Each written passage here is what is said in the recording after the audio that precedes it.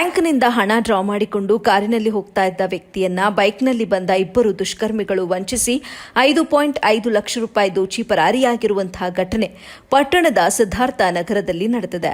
ಮಳವಳ್ಳಿ ತಾಲೂಕಿನ ಕ್ಯಾತೇಗೌಡನ ದೊಡ್ಡಿ ಗ್ರಾಮದ ಕೃಷ್ಣೇಗೌಡ ಹಣ ಕಳೆದುಕೊಂಡವರು. ಕರ್ನಾಟಕ ಬ್ಯಾಂಕ್ನಲ್ಲಿ 2.5 ಲಕ್ಷ ರೂಪಾಯಿ ಡ್ರಾ ಮಾಡಿಕೊಂಡು ಬಳಿಕ ಕೆನರಾ ಬ್ಯಾಂಕ್ನಲ್ಲಿ 5.5 ಲಕ್ಷ ರೂಪಾಯಿ ಡ್ರಾ ಮಾಡಿಕೊಂಡು ಕಾರಿನಲ್ಲಿ ಹೋಗ್ತಾ ಇದ್ದಂತಹ ಸಂದರ್ಭದಲ್ಲಿ ಬೈಕ್ನಲ್ಲಿ ಹೆಲ್ಮೆಟ್ ಧರಿಸಿಕೊಂಡು ಬಂದಂತ ಇಬ್ಬರು ದುಷ್ಕರ್ಮಿಗಳು ನಿಮ್ಮ ಕಾರಿನಿಂದ ಡೀಸೆಲ್ ಸುರಿತಾ ಇದೆ ಅಂತ ಹೇಳಿದ್ರು. ಅದನ್ನ ನೋಡಲು ಕಾರಿನಿಂದ ಕೆಳಗೆ ಇಳಿದಂತಹ ಸಂದರ್ಭದಲ್ಲಿ ಬ್ಯಾಗ್ನಲ್ಲಿ ಹಾಕಲಾಗಿದ್ದಂತಹ 5.5 ಲಕ್ಷ ರೂಪಾಯಿಯನ್ನ ಎತ್ತಿಕೊಂಡು ಖದೀಮರು ಪರಾರಿಯಾಗಿದ್ದಾರೆ ಅಂತ ಕೃಷ್ಣೇಗೌಡ ದೂರಿನಲ್ಲಿ ತಿಳಿಸಿದ್ದಾರೆ. ಇನ್ನು ದೂರಿನನ್ವಯ ಪಟ್ಟಣದ ಪೊಲೀಸ್ ಠಾಣೆಯಲ್ಲಿ ಪ್ರಕರಣ ಕೂಡ ದಾಖಲು ಮಾಡಿಕೊಂಡಿದ್ದು ಆರೋಪಿಗಳ ಪತ್ತೆಗಾಗಿ ಪೊಲೀಸರು ಬಲೆ ಬೀಸಿದ್ದಾರೆ.